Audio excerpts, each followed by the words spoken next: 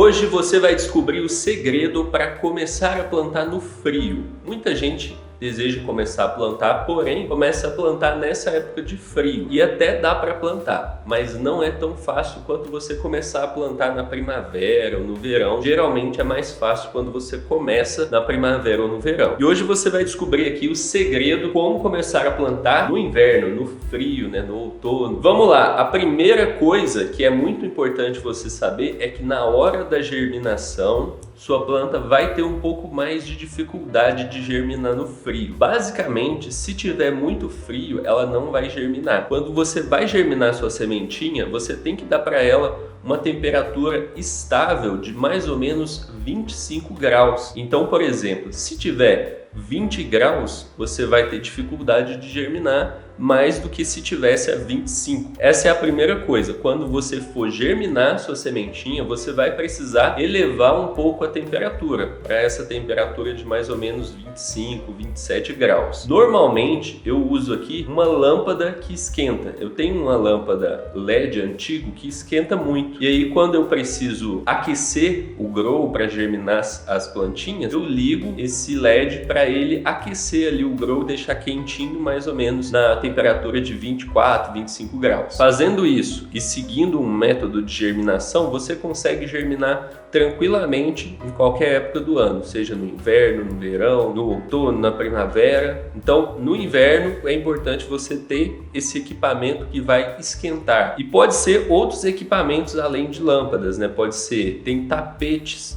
que esquentam, então tem tapetinho de réptil, tem tapete de planta mesmo, então tem vários equipamentos que você pode usar. Inclusive, antigamente eu usava uma televisão daquelas de tubo. Hoje em dia é muito difícil você encontrar aquelas televisões de tubo, é aquela que tem uma caixa atrás assim, mas aquela parte de trás, aquela caixa, ela esquenta e fica numa temperatura de mais ou menos 20 e poucos graus. Então ali era o local que eu germinava. Eu colocava as sementinhas dentro de uma vasilha com tampa, enrolava elas em um tecido para ficar escuro e colocava ali em cima da televisão. Com isso esquentava ali e ela ficava quentinha e germinava. Então esse é o primeiro cuidado que você tem que tomar, é o cuidado com relação à germinação. O segundo cuidado que você tem que tomar é com relação à temperatura quando a planta estiver crescendo. Porém, quando a planta está crescendo, ela não é tão sensível quanto no momento da germinação. Então, se a sua planta ela já está crescendo e ela pega uma temperatura de 20 graus, 19 graus, ela não vai ter prejuízo ali. A temperatura só vai começar a prejudicar mais a planta quando ela estiver abaixo de 16. Então, se o seu cultivo tiver de 16 graus para cima, tá ok, não precisa mexer.